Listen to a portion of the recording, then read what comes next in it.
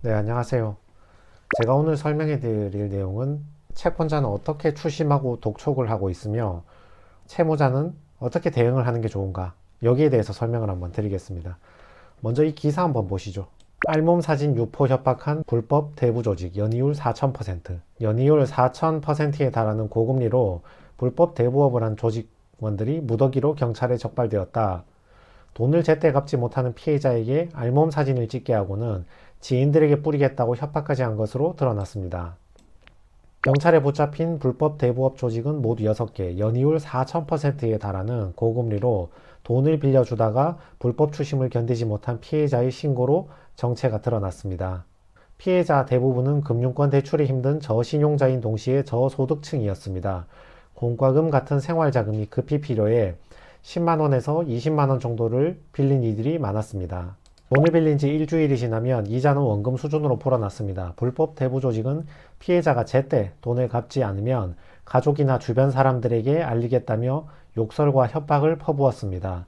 나체 사진을 요구하고는 주변 사람들에게 뿌리겠다고 협박하거나 연장을 들고 찾아가겠다는 위협도 서슴지 않았습니다.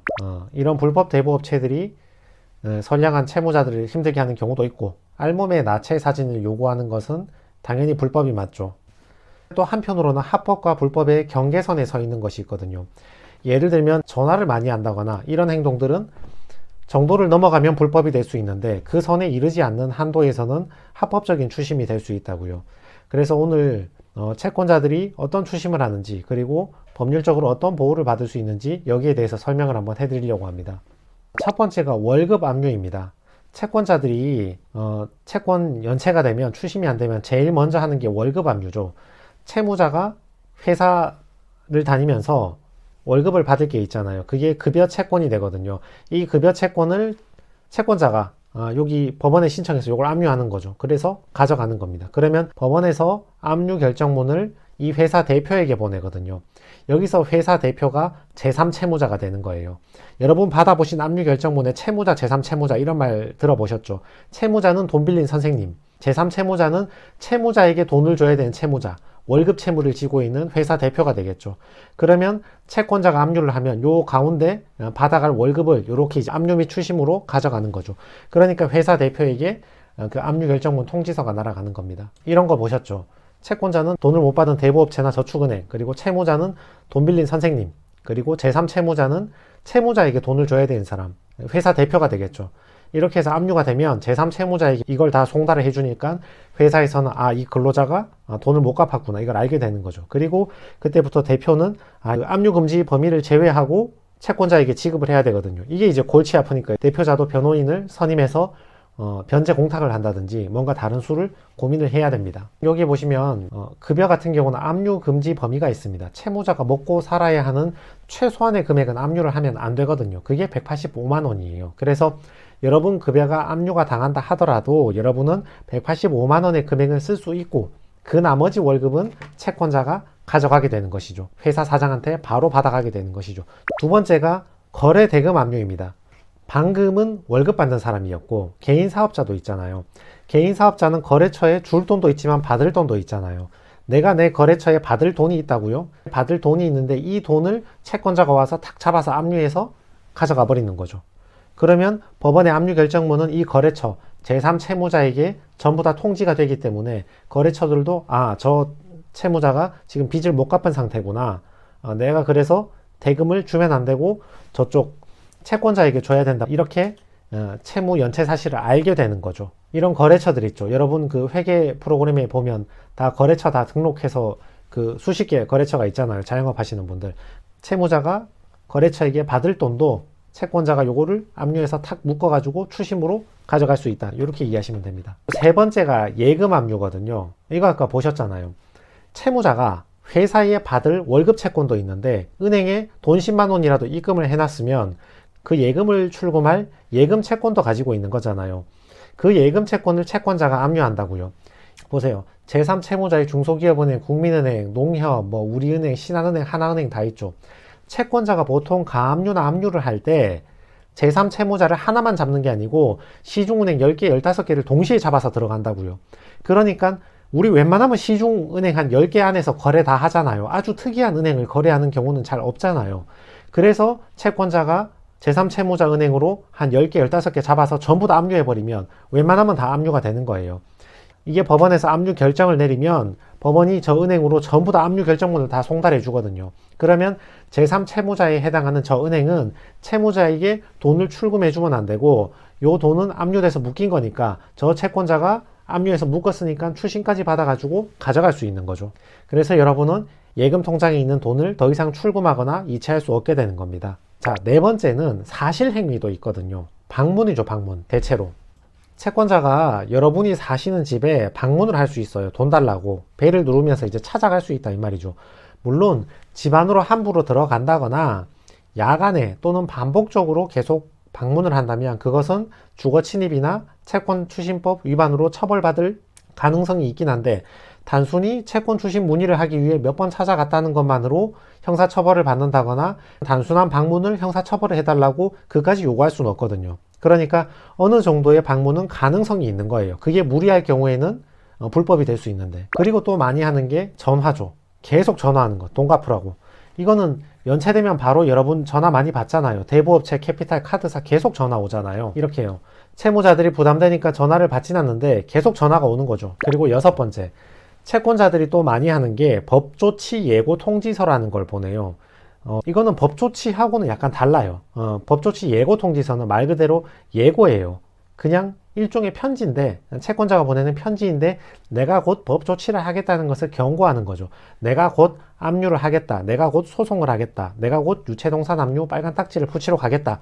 이런 것들을 미리 경고하는 차원에서 보내는 건데 이걸 받는 채무자 입장에서는 저 사람이 압류를 했다는 것인지 아니면 압류를 하겠다는 예고인지 잘 구분을 못 하시는 경우가 있거든요.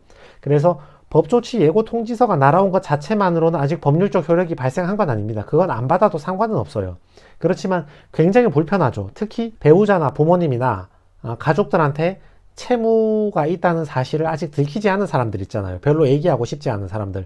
근데 그 우편물, 우편함에 법조치 예고 통지서가 20개, 30개씩 꽂혀있고 직장으로 막 날아오고 이러면 굉장히 부담이 크잖아요. 내가 빚지고 있다는 걸 남들에게 알려주는 꼴이니까. 채권자는 법조치 예고 통지서로 심리적 압박을 가하려고 계속 우편을 보내는 경우가 있다. 일곱 번째가 부동산 경매입니다. 아까 설명드렸던 건 채권에 대한 강제 집행, 압류, 그리고 부동산, 아파트나 빌라나 오피스텔이 있으면 이 부동산에 대해서도 강제 집행을 착수할 수 있거든요. 내가 부동산을 살 때 은행에서 대출 2억 끼고 샀다. 그러면 저당권을 잡았겠죠. 그 사람은 임의경매, 저당권에 기한 경매니까 저당권 자체로 경매를 바로 넘길 수 있고 내가 살 때 대출 낀 은행이 아니고 내가 부동산 아파트 빌라 사는 거하고 관계없이 돈 빌린 채권자들이 있잖아요. 그 사람들은 본안 소송을 해서 승소하면 그 집행 권한에 의해서 강제 경매, 압류 절차, 압류 후에 경매 넘기는 강제 경매 절차를 진행하게 됩니다. 이런 절차죠. 경매 입찰 받으러 가보셨는지 모르겠는데 여러분의 집이 경매에 붙여지면 이렇게 경매하시는 분들이 저렇게 몰려들어서 요걸 적어요. 요 사람 키만한 요게 있거든요. 여러분 투표할 때 요거 찍는 거 있죠. 그때 뭐 2,000 넘기고 들어가는 그런 룸 조그만 거 있잖아요. 그런 게 저기 경매 법원에 있어요. 거기 가서 들어가서 자기 입찰표에 저 집을 내가 얼마에 경매받겠다 이렇게 적어서 저기서 입찰되는 사람이 결정이 되는 거죠. 그럼 그 사람에게 소유권이 넘어가는 거니까 저 경매가 넘어가면 여러분은 집에서 쫓겨나게 되는 거죠. 여러분은 집을 인도해 줘야 됩니다. 그 다음 여덟 번째가 유체동산 압류. 이거 아시죠? 빨간 딱지. 여러분 드라마 같은 거 보시면 돈 못 갚으면 집행관들이 문 벌컥 열고 들어와서 막 집에 빨간 딱지 다 붙이고 가버리잖아요.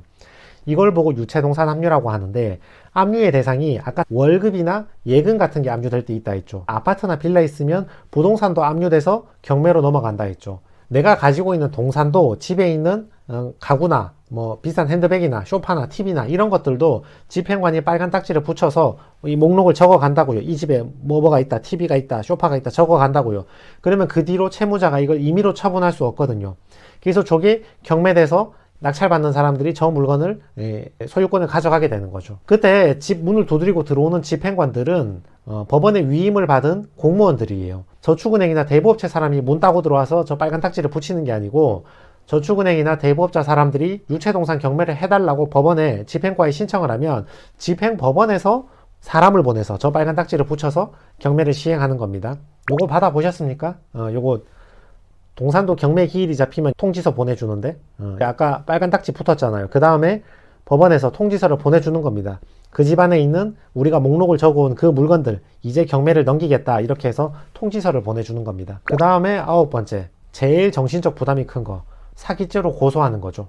단지 돈을 못 갚았다는 것만으로 사기가 되진 않거든요. 내가 돈을 못 갚았을 경우에는 민사상 채무 불이행이 되는 경우가 있는가 하면 형사상 사기죄로 처벌까지 받아야 되는 경우가 있거든요. 물론 형사상 사기죄로 처벌받는 경우에는 민사상 채무 불이행은 당연히 성립하는 것이죠. 이건 이제 제 다른 영상에서 채무 불이행하고 사기를 구분하는 영상을 만들어 놨으니까 거기를 좀 참고해 주시고, 아무튼 채권자 같은 경우에는 대체로 최근 채무, 직전에 돈 빌리자마자 바로 회생이나 파산을 신청하는 이런 경우나, 아니면 금액이 큰 경우, 수억 원대 돈을 떼인 경우, 아니면 개인 채권자 있죠. 상거래처나 지인이나 친구나 이런 관계인데 내가 너 믿고 빌려줬는데 안 갚았어. 그런 경우에는 금융권은 담당 직원이 자기 돈 빌려준 건 아니기 때문에 감정적으로 대하진 않잖아요. 근데 개인 채권자 같은 경우는 인간적 신뢰관계를 믿고 빌려줬는데 못 갚아버리면 굉장히 그 감정적으로 큰 서운함이 있기 때문에 금융권보다 더 사기 고소를 쉽게 합니다. 자주 합니다. 주의하실 것은 이 사기 고소가 유죄가 나와버리면 단돈 벌금 50만 원이라도 확정이 되면 그러면 죄가 있기는 있다는 말이잖아요. 죄가 없는데 벌금 50만 원이 나올 리는 없잖아요. 있기는 있단 말이잖아요. 죄가 있어버리면 고의에 의한 불법 행위가 되기 때문에 그거는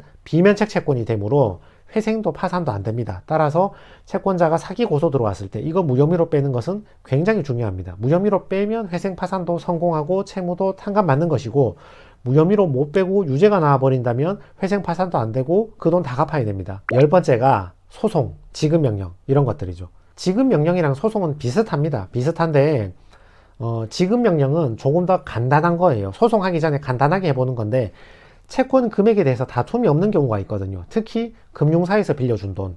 금융사는 자기들 컴퓨터 프로그램에 따라서 원금하고 이자를 계산하잖아요. 그리고 우리 은행이 여러분한테 돈 빌려주고 100만 원 빌려주고 막 사기 치려고 200만 원 갚으라 이렇게 고지서를 보내는 일은 없잖아요. 은행은 컴퓨터 프로그램으로 다 하니까. 그러니까 지급명령을 보내서 나는 불만 없다, 더 이상 할 말 없다, 금액이 맞긴 맞다, 이렇게 되면 지급명령이 그대로 확정되면 소송에서 승소 확정을 받은 것과 동일한 효력이 나타납니다.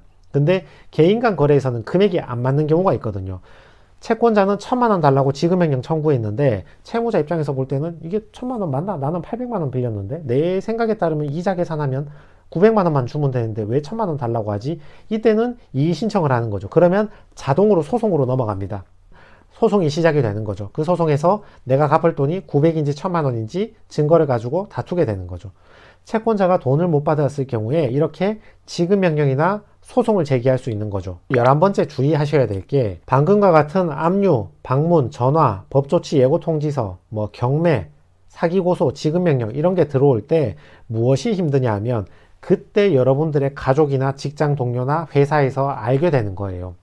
채권자가 추심을 안 하면 사실 여러분의 가족이나 회사 동료들은 여러분이 빚이 있는지 없는지 알 방법이 없어요. 근데 아까 말씀드렸잖아요. 월급이 압류 결정이 되면 회사 대표한테 압류 결정문을 보낸다 했죠. 그럼 알게 되는 거지. 우리 근로자가 빚이 있구나. 그래서 월급 지급하지 말라고 법원에서 압류 결정문이 날아왔구나. 알게 되는 거죠. 또는 집으로 계속 방문하면, 초인종 계속 눌러서 돈 받으러 오면 가족들이 알게 되는 거죠. 직장에 찾아와도 마찬가지고요. 그리고 계속 전화가 오면 가족이나 동료들은 알 수밖에 없는 거죠. 그 통화 내용을 굳이 듣지 않는다 하더라도 계속 채권 채무 내용을 계속 통화하는 걸 보면 저 친구가 빚이 있구나, 이걸 알 수 있는 거죠. 집이든 직장에도 우편물이 계속 이만큼씩 날아오면 그것도 가족들이나 동료들이 저 사람한테 빚이 있구나, 이걸 눈치를 챌 수 있게 되는 거죠. 집이 경매가 넘어가거나 집에 빨간 딱지가 붙으면 가족들은 당연히 알게 되는 거죠. 이러한 과정에서 가족들이나 동료들이 채무가 있다는 것을 인지하게 되는 겁니다.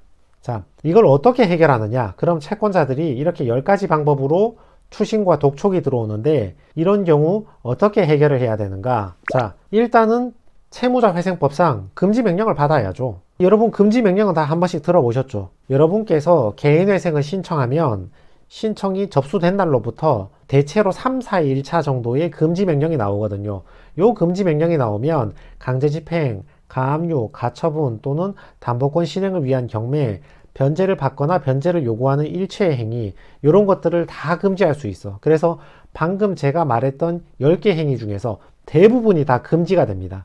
그러니까 뭐 전화하면 어떡하지? 찾아오면 어떡하지? 뭐 이거 월급 압류하면 어떡하지?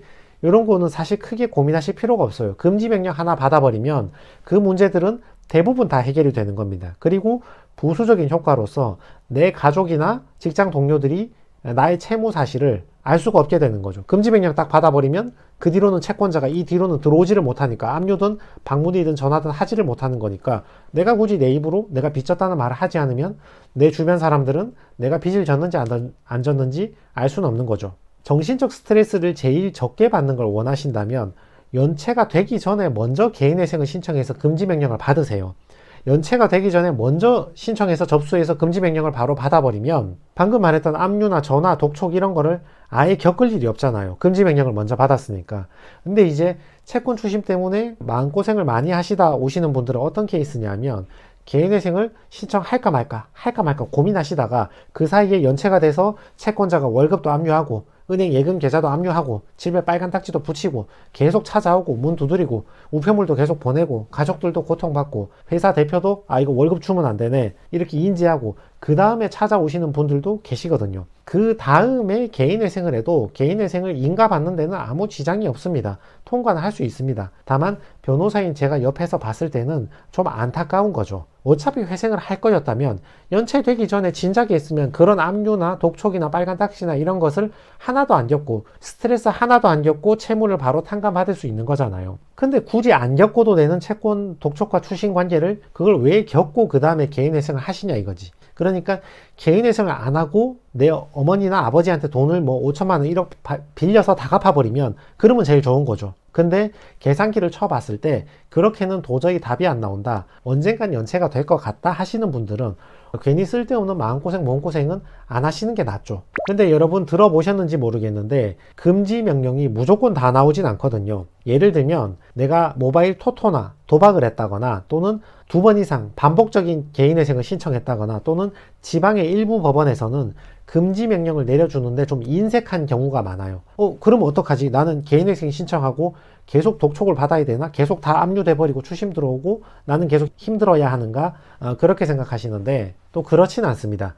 금지 명령을 못 받아도 어차피 한 3달 있으면 개시 결정을 받잖아요. 그러면 여기 보시면 채무자 회생법 제600조 개시 결정이 있다면 다음 각호의 행위는 중지 또는 금지가 된다. 밑에 각호가 강제집행, 가압류, 가처분, 변제를 요구하는 행위 이런 것들이 다 포함되어 있죠. 그러니까 내가 금지 명령을 못 받는 케이스에 해당한다 하더라도 보정서류 빨리 준비해서 개시 결정을 3달 있다 받아버리면 여러분들은 다시 이 모든 행위가 금지가 되는 거죠. 여담이긴 한데 사실 금지 명령을 못 받아도 개인회생 신청 접수 들어가서 사건 번호만 나와도 대부분의 채권자들은 독촉을 대체로 중지합니다. 왜냐하면 채권자들은 개인회생 절차에 들어가면 접수가 된 날로부터 채권자들은 개별적으로 변제를 받을 수가 없거든요. 채권자가 10명이야. 우리은행, 신한은행, 옆집에 홍길동씨 등등등 해서 10명이야. 근데 개인회생 신청한 다음에는 채권자 평등의 원칙이란 게 있어요. 여러분이 법원에 내는 변제금은 채권자들에게 평등하게 채권 금액이 안분 배당해서 비례 배당해서 동일하게 배당을 해줘야 되거든요. 근데 옆집에 있는 홍길동씨가 먼저 가서 소리 지르고 윽박질러서 500만 원 먼저 받아간다. 그러면 이게 편파 변제가 되고 법원에서 부인권을 행사해서 그 500만 원을 가지고 온다고요. 그 말을 반대로 해석해보면 신청 접수된 이후에는 설령 채무자 선생님이 금지 명령을 못 받는다 하더라도 채권자 입장에서는 그렇게 파이팅 넘치게 막 의욕적으로 여러분을 찾아가서 독촉을 하고 추심을 할 실익이 많이 적죠. 그렇게 가서 독촉하고 추심해봐야 500만 원, 1000만 원 받아봤자 법원에서 부인해버리면 그 돈 돌려줘야 되는데 내가 가져갈 수가 없는데 그러니까 금융기관에서는 여러분이 금지 명령을 좀 못 받는다 하더라도 신청이 접수가 돼버리면 돈을 자기가 먼저 받아가면 안 된다는 것은 대부분 알고 있어요. 물론 일부의 담당자는 모를 수도 있지만 주로는 개인 채권자들이나 등록 안 된 사채 일수 이런 사람들 있죠. 이런 사람들은 금지 명령 없다 그러면 계속 좀 귀찮게 하는 경향이 있죠. 그런 경우에는 채권추심법상 변호사가 채무자를 대리하는 그런 제도도 있고 또 연락 못하게 하는 몇 가지 방법들이 더 있기 때문에 너무 크게 염려하실 건 없습니다. 그래서 금지 명령 못 받아도 너무 염려하실 것은 없다. 그리고 제가 방금 말씀드렸잖아요. 10가지 독촉 방법 중에서 대부분은 금지 명령을 받으면 다 금지가 되는데 금지가 안 되는 게 몇 가지 있다 했죠. 그 중에 대표적인 게 사기죄 고소. 금지 명령을 받아도 채무자 회생법하고 회생하는 거랑 사기 고소되는 건 별개의 문제거든요. 그래서 채권자는 여러분이 사기성이 있게 돈을 빌려갔다고 생각이 된다면 언제든지 사기 고소를 할 수 있습니다. 근데 실제로 제가 개인회생을 해보면 막상 개인회생을 들어가면 그냥 개인회생이 안 들어간 상태보다는 사기 고소를 좀 적게 받습니다. 왜냐하면 개인회생 절차에서 채권자에게 의견을 제시할 기회를 주거든요. 그러니까 막상 회생이 들어가면 채권자들은 회생 절차에서 이의 신청을 하는 경우가 많지 별도로 형사 고소까지는 잘 안 해요. 근데 채무자가 개인회생을 안 하고 버티고 있으면 그러다가 사기 고소를 맞는 경우가 있죠. 그래서 이런 경우는 사기 고소가 들어오는 경우가 많은데 사기 혐의에 대해서 무혐의를 받아야지 회생 파산으로 모든 채무를 탕감받을 수 있고, 만약에 사기죄에서 혐의가 인정돼서 벌금 50만원, 100만원이라도 인정되는 순간은 그건 비면책 채무가 되기 때문에 회생 파산하기 굉장히 힘들어질 가능성이 높습니다. 그리고 또 가능한 것이 이런 지급명령, 소송, 이런 것들은 가능합니다. 아까 압류, 가압류 이런 것들은 다 안 된다 했잖아요. 부동산 경매도 강제집행 경매나 담보권 실행을 위한 경매 이런 것들도 다 막고 변제를 요구하는 행위도 다 막아주는데 지급명령이나 소송 거는 건 가능해요. 금지명령 규정을 다시 한번 봅시다. 4호 한번 보세요. 개인회생 채권을 변제받거나 변제 요구하는 행위의 일체는 중지 또는 금지가 되는 거예요. 다만 소송 행위를 제외한다. 소송 행위는 할 수 있단 말이죠. 이거는 너무 염려하실 게 없는 게, 우리 개인회생 들어가면서 나 소송 당했는데 이거 어떻게 해야 되죠? 라고 물어보시는 분이 많은데, 소송은 당하나 안 당하나 대세에 별 지장은 없어요. 왜냐하면 소송을 안 당해도 여러분이 어차피 채권자 목록에 내가 신한은행에 1,000만원 빌렸고 거래처인 홍길동 씨한테 2천만원 거래대금 못 적다고 이미 적어서 제출을 했잖아요. 그러면 채권자한테 그게 송달이 된다고요. 그럼 채권자는 불만이 있으면 회생법원에 이걸 제출하는 거예요. 저 사람은 2천만 원이라고 얘기하는데 나는 2,300만 원이라고 생각합니다. 이렇게 채권 금액에 대해서 이의를 제기를 하거든요. 그러니까 소송을 제기하는 건 별 의미가 없죠. 겁먹으실 필요 없다고요. 그 소송을 당하나 안 당하나 어차피 채권자 목록에서 여러분들이 그 금액을 이미 다 기재했잖아요. 그러니까 별 의미가 없는 거지. 그리고 은행이나 저축은행 대부업체가 여러분한테 지급명령 보낼 때는 다 컴퓨터로 계산한 정확한 금액으로 원금과 이자를 청구하지 누가 막 잘못된 금액을 계산해서 보냅니까? 그런 경우는 잘 없죠. 그래서 소송 행위는 가능은 한데 뭐 별로 신경 쓰실 필요는 없다. 뭐 이런 내용입니다. 자, 그래서 오늘 내용을 정리해 드리면, 여러분이 돈을 못 갚았을 경우에 채권자가 어떠한 행위들을 하는가? 첫 번째는 여러분이 받을 월급을 압류해서 가져가 버리고, 두 번째는 여러분이 받을 거래 대금을 압류해서 그 채권을 가져가 버리고, 세 번째는 여러분이 은행에서 출금할 수 있는 그 예금 채권, 내 통장에 들어있는 돈, 그거를 압류해서 가져가고, 네 번째는 계속 방문을 한다거나, 다섯 번째는 계속 전화하는 거, 여섯 번째는 법조치 예고 통지서, 방금 얘기했던 압류까지 간 건 아니고 그걸 하겠다고 예고 통지서, 그리고 일곱 번째는 빌라나 아파트를 갖고 있는 경우는 임의 경매 또는 강제 경매, 여덟 번째는 집에 빨간 딱지 붙이는 거, 유체동산 압류, 아홉 번째는 돈 못 갚은 게 채무 불이행을 넘어선 적극적인 기망이고 사기다, 사기죄로 고소하는 거, 열 번째는 민사소송, 지급명령이나 소송행위, 이런 것들이 가능하단 말입니다. 여기에 대해서 여러분은 회생을 신청해서 금지명령을 받으면 대부분의 행위를 다 금지시킬 수 있습니다. 그러니까 신경 쓸 필요가 없는 거예요. 금지명령 받으면 어차피 못하니까. 단 금지명령이 나오지 않는 경우에는 보정서류를 빨리 준비해서 개시결정을 받으면 어차피 그때부터 금지가 되니까 너무 염려하실 필요 없고, 금지명령을 못 받아도 사건 번호만 나오면 적극적으로 추심할 실익이나 가능성이 좀 많이 내려간다. 그러나 금지명령을 받아도 가능한 것이 있다 했죠. 형사상 사기 고소하는 거하고 민사상 소송하는 건 가능하다 했죠. 여기서 민사상 소송하는 거는 어차피 내가 채권자 목록에 적어서 제출할 거니까 하든지 말든지 대세에 별 지장도 없고 큰 걱정하실 게 없는데, 형사 고소 요거는 신경을 좀 쓰셔야 됩니다. 유죄가 나와버리면 벌금 100만 원이라도 나오는 순간 그 채권은 비면책 채권이 되기 때문에 회생도 파산도 안 되고 여러분이 전액 변제하셔야 되는 큰 불이익을 겪을 수 있으니까 형사 절차에서 반드시 무혐의를 받아내셔야 됩니다. 네. 이렇게 여러분들께서 돈을 못 갚고 연체가 되었을 때 채권자들이 나에게 어떤 행위를 할지 거기에 대해서 미리 설명을 한번 드렸고, 거기에 대해서는 어떤 대응을 해야 되고 대응을 못할 경우 어떤 불이익이 있는지 제가 설명을 한번 드렸습니다. 방금 연체가 됐다거나 곧 연체가 될 가능성이 높으신 분들, 다음 달이든 세 달 뒤든 네 달 뒤든 연체될 운명에 처해 있는 분들에게 이 영상이 작은 도움이 되었으면 좋겠습니다. 네, 이상입니다.